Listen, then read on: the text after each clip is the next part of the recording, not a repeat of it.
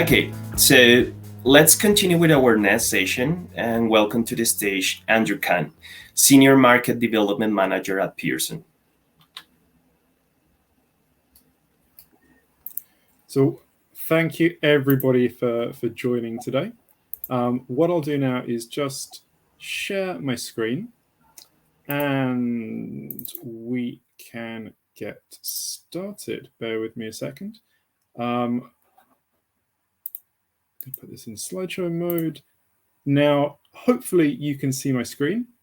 If not, then please do shout and I can try and fix it. Harold, can you see the front page of the presentation now?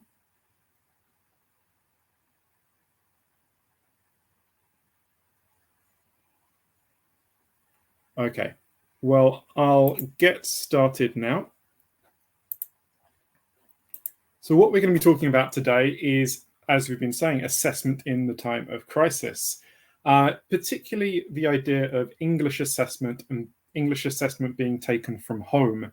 Is this potentially the new normal? Is this something we can expect to see not just under these crisis conditions, but for the long term? Some of the themes we'll be looking at are: why do we still need to test? The shift to online assessment, some ideas of privacy and security, remote proctoring, remote monitoring, some test tips, and perhaps some alternatives to those classic end-of-year tests. Now, hopefully you should be seeing my screen progress forward.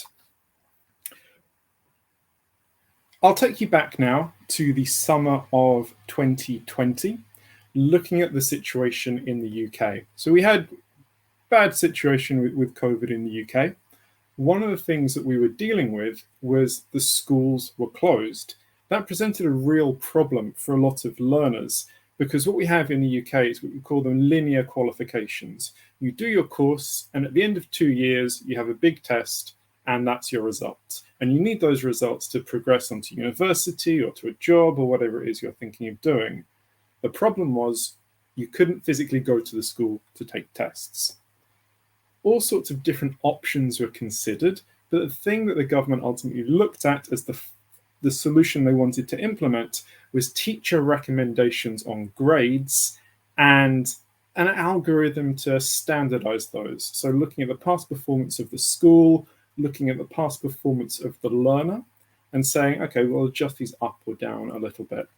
And some of you may be aware that did not go down very well with parents at all. So there were big protests, children and their parents outside of Parliament holding up signs, "Your algorithm doesn't know me."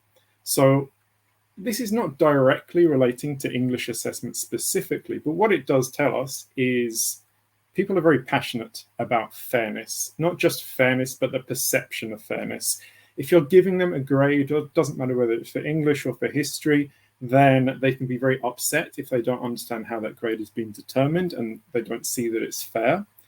The other element is that there's often not a perfect solution to this problem. If you can't do exams, there may not be an ideal thing that you can implement as an alternative. So given that we're talking about online, we're talking about the internet and how people communicate, I thought I'd take a couple of things that people were saying about this situation on Twitter and feed those back. So 2 things here. An open book, home-administered, multiple-choice quiz would almost certainly have been more accurate than some algorithm, right? Why not use the coursework and quickly create a unified short version of the A-level with time limits, so anybody using open books will lose time. That would create a level playing field. Sounds quite simple, but of course, with assessment, nothing is ever quite that simple. And one of the things I think, if you know assessment, if you know the way that traditional assessments have been delivered and developed, it can take about 9 months to create, whether it's a GCSE or an A-level qualification we do in the UK, or the Pearson English International Certificate. It takes about 9 months start to finish to create that paper. If we could do it in 3 weeks, we would do it in 3 weeks, but what you have to balance is speed versus fairness and accuracy. It goes through multiple stages. It takes that long because we need it to be right. Another major thing here is there's a reference to multiple choice questions. they're really limited. Now, you can see in a context of a qualification like history, where you'd be talking about essay questions typically, you'd be going from something like collectivization of farms in the Soviet Union led to a decline in grain production, discuss, to collectivization of farms in the Soviet Union led to a decline in grain production, true or false. Very, very different scenario. Really also with English. Some things you can check with multiple choice questions, but other things you want to have extended writing, you want to have extended speech. The reason people focus on multiple choice questions is because they're easy to mark. Now, if you don't have the sophisticated technology that Pearson has that can mark extended writing, mark extended speech, then it's a stopgap that I think people sometimes focus on. Another thing is technological barriers. There was a reference there to a level playing field. Even in the UK, we think of ourselves as a relatively wealthy country. 3 million children in this country do not have access to a laptop or a desktop computer with an internet connection to take these tests. You can't make people take tests from home if they cannot physically access technology at home. The other thing, though, that both of these things on Twitter said open book questions, because if you put somebody in a testing situation in their own home, there's an assumption that they're probably going to cheat or use outside resources in a way that was not intended by the examiners. So having an open book style question, if you can do that, maybe that helps. What it doesn't help with, though, is guaranteeing it's the right test taker in the first place. What's to stop the parents taking the test for the child? Unfortunately, in high-stakes situations, it can happen. Which leads us to think about how you can actually verify whether people are who they say they are, but also, are they using that test in the right way? Are they trying to subvert the way the test was designed? So we get on to the idea of remote proctoring or remote monitoring. People use these terms in different ways. The way that I think about it is proctoring is where somebody can see you in real time over an internet connection and see what you're doing. I think that tends to work very well with formal qualifications. It's what we use for our computer-based international certificate test. It enables it to be a direct-to-learner experience, and it's the test provider, Pearson or whoever else, that can sign off that test and say this test was done under the right circumstances. Monitoring is something else. It's usually where you've got AI, artificial intelligence, or video recordings that people are looking at after the fact. Usually cheaper, usually really, really flexible, but the final decision on whether that test was done in the way that it was supposed to be done rests with the school or with the university, not with the exam provider. So we use both. I'll come on to that a bit later, but there are positives and negatives to both things. So what we're looking at here, we're a situation where you can take a test online, we can validate your identity. Surely that solves everybody's problems, everybody's happy. Unfortunately, not the case.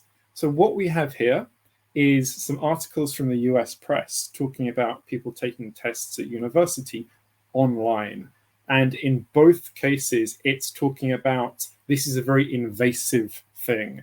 People's privacy is being diminished by the fact that they have to take a test in their own environment. But also it's a very stressful thing for them. And I think that something that highlights the degree of stress involved on both sides is this thing that went viral on Twitter, shared 106,000 times. This is instructions from a school or a university actually in the US to people who had taken a test with that university. All of you but one student violated a major testing protocol. Everyone except one student resized their browser, which means you went to another website. If that happens again, you'll get a 0 on the next assignment. You have to have a well-lit room. You cannot take the test in the dark. Sit up. You have to video record. It says in the syllabus, no video, you get a 0. No head coverings for both males and females. A lot of head and eye movement for a short time period. A student in 6 minutes had 776 head and eye movements. It's an indication of eyes moving away from the screen. I would hate to have to write you up for online cheating, which gets filed in the dean's office. Now, you can imagine you're a student who's taking a test, and it's a stressful situation anyway. You're trying to do your best to answer the questions, but you're also in your head counting how many times my eyes moved away from the screen. Am I going to get in trouble for this? You're not going to be performing to the best of your ability. So we do have to be sensitive to people's situations. We do have to understand that this is a stressful experience for them and communicate with them in the right, appropriate way. And people are sometimes a little bit skeptical as to, somebody's taking a test from home, you can see a bit of their background, what can you actually tell about that person? So we've got this suspicious looking character here. Looking at their background, you might think, okay, somebody who likes art, somebody who likes history, perhaps somebody who likes to go on holiday to Italy to see galleries and paintings and things. You may see the little the little ink canister here. So somebody who uses a fountain pen, that's kind of basic things. You may also see this, which is an inhaler. So this is for allergies. It's the summertime in the UK. You could put two and two together and think, okay, this person probably has hay fever. So that's medical information about somebody. You can tell just from the things in their background. If you wanted to, if you thought you were Sherlock Holmes, you may see these little paint canisters. Typically in the UK, you don't paint the inside of your house if you don't own that house. If you're just renting, then your landlord would be responsible for painting. So you can tell maybe from this one picture, this is a person who has hay fever. This is a person who owns their own house. This is a person who's interested in history and art. And you could be completely wrong about all of those things. This might not even be my house. It could be, my friend's house or whatever else it would be. But that's something that people have in mind. And it's also something that if you're a learner, you can be quite stressed about. Not just people seeing this background, but people thinking, well, if I'm in an environment where I'm being tested, what does this say about me? Is this going to influence the mark that I get? And because Pearson uses computer-based scoring, automated scoring, it's not an issue. But you can kind of see how a lot of students might be a little bit concerned about that. Is my background giving a bad impression of me? If my background gives a bad impression of me, will my English score be lower because the examiner is going to be a little bit more harsh? Probably not, hopefully not, but it's something that people do worry about. So with this in mind, you might think, I can't imagine a lot of people are going to be wanting to take an English test from home. We actually asked a lot of students. So we went out and did a survey: Poland, Argentina, Mexico, Italy, and Spain. In every single case, pretty much, taking a test from home was the most popular option, followed by taking a digital test in a traditional test center environment. I was in Argentina a few years ago and speaking to a teacher, talking about English assessment, digital assessments, testing from home. She said, I think in 15 years' time, maybe people in Argentina will do this. But for now, people are comfortable with the way that they've always done things. People are happy. We'll continue as we are. Argentina here, 91% of people said they would like to take a test from home. So maybe that teacher was right at the time, but things have changed a lot. You can see hopefully on this slide, before COVID, 37% of people across these 5 countries said they would like to take a test from home. Now, 80% of them say it's quite likely or very likely that they would. Huge, huge change. And if you look at the reasons why they want to do that, very few people are saying, I can't travel to a test center, or there are no test centers close to where I live. The majority of these people who are answering positively were saying things like, I prefer the flexibility of taking a test in a place that suits me. I prefer to use my own equipment or be in my own environment, or just I prefer to take a test from home. What that tells me is that as long as we can do this in a way that people feel is secure and relevant and reliable, this is not going to go away. There's a demand out there, not for everybody, but there's a substantial enough demand that testing from home will be around forever. That is a change that will be permanent in my view. So what do we do when we actually test from home? With the formal qualifications that Pearson has, with the international certificate, we use a system that combines AI with live human proctoring. We have a AI system up at the start that checks your ID, matches the person who's on screen to the ID photograph, scans your room to see, are there other people there, whatever else it might be, then puts you into an engagement with a human proctor who can look at you when you're taking the test, listen, and get in touch with you if they feel that anything is a bit weird, or they need to have some clarification. They hear a voice, they can say, "Stop the test. What's going on?" As an alternative to that, with our remote monitoring system for some of our perhaps lower stakes tests, but still important tests, we use a system which is AI based. What will happen is somebody will be recorded when they're taking their test, and the AI system knows to look for things that are particularly suspicious. So you might see here somebody else appearing on screen. That's a red flag. That gets highlighted to the school, to the university, or to the business to say, okay, go and check this recording because we think something weird happened here. You need to be on top of that and maybe take a look at it before you accept the result from that learner. So you've got some flexibility there. Two different ways of doing things. Really does depend on your budget, the practicalities of the situation, and the level of security that you feel you need. Moving on quickly to some best practice for teachers. If you're designing tests to be taken from home, I think one of the key things is to remember that there are limits on what you can control and plan for that. One of the things I always think about is if you found your test content online, so can your learners. I remember taking a test, not a Pearson test. I won't say which company provided it. It was a gap fill exercise. We've seen a million of them. And there was something about this that seemed quite familiar in terms of the language. So I remembered a few key phrases. And I went online later and I Googled those phrases. What they'd done is they'd taken a Wikipedia article, just taken some words out of it and said, here, this is your gap fill exercise. If I was sitting there with my phone and I was trying to cheat, I could have found that and just filled in what I saw on Wikipedia. Also take care with item types. If something is a yes or no answer, a right or wrong answer, I'll give you another example. There's a test that will give you, that assesses you on whether a word that you see is real word in English or a made up, invented word.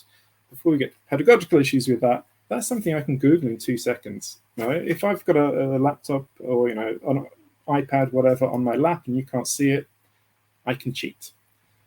If you're implementing tests from other people, I always recommend piloting everything in advance. Test familiarization is also really more important than ever. These tests should not be testing fundamentally on different skills to what you've been preparing candidates to do, but they might test in a slightly different way. So test familiarization, understanding the item types, maybe doing a practice test, that can really help. Another really key thing is be sensitive to the situation. Testing is stressful. We know this. We know it's always been stressful.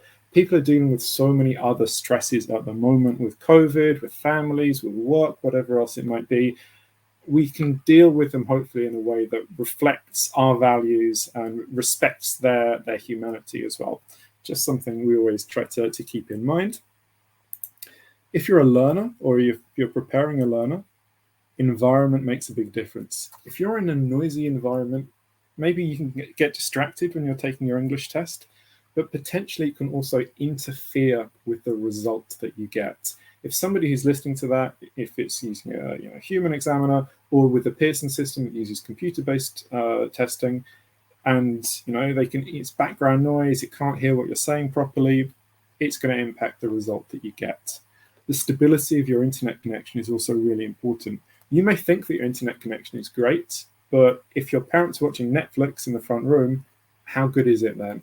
So make sure, as far as possible, that nobody else is using the internet unless it's for really essential things when you're taking your test. Check your headset and camera well in advance. Also, get comfortable. Hopefully, testing shouldn't really take any. Our tests are generally between half an hour and maybe 2 hours, nothing really longer than that. But if you're sitting there for 2 hours and you're moving about and you're not comfortable and you're fidgeting, that potentially could lead to people thinking, why are they moving about so much? That idea of moving away from the screen, whatever it might be. So try and get comfortable so you don't have to move around too much. And also, of course, remove anything that you don't want people to see. Make sure you're comfortable with your environment before you start. So just one more slide before we move over to some questions. Another thing you can potentially do is, thinking back to the situation in the UK, the big problem that we had was that they were linear qualifications. Everything rested on that big final exam.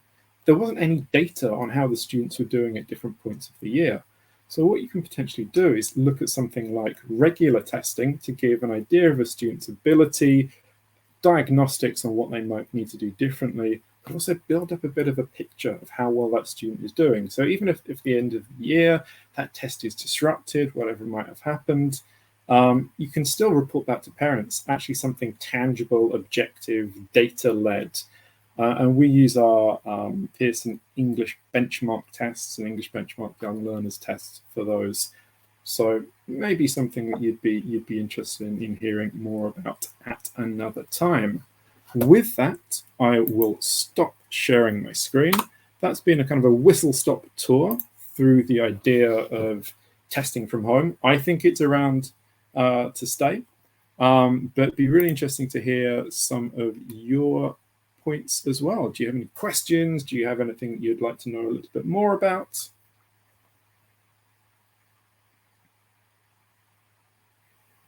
It's also okay to not have any questions. What I'll do is, by all means, type anything you want in the chat. I'll also give you my email address. So if you'd like to follow up, or if you'd like to have like a trial of some of these tests, if you'd like to try them out in your own school, get in contact with me. I can speak to my colleagues in Colombia, and we can set things up for you. But no, it's a really interesting, exciting area for me. I think that this presents some interesting challenges, but we also need to remember that these things do happen. Nobody predicted COVID. We were lucky enough to have English tests you can take from home, ready to go. But we do need to be prepared for the future. If things don't go according to plan, then we need to be prepared. We also need to reflect the fact that this is actually how people like to take tests now. That barrier to taking tests from home, that reluctance may have actually been overcome in a lot of people's cases. I think it really does matter that we're providing choice. To me, this isn't something that every single student will take. You take it if you want to take it at home, online, whatever it might be. Otherwise, there has to be an option for you to take paper-based, whatever. But yeah, hopefully that's an interesting, useful introduction to some of those ideas. I know it was very quick, but yeah, I'll wrap up there because I know that we're close to time. But thank you so much for your attention. Thank you, Harold, for moderating as well. And stay in touch. Thank you, Andrew, for your presentation. Quite interesting what you just presented today. Thank you. Take care.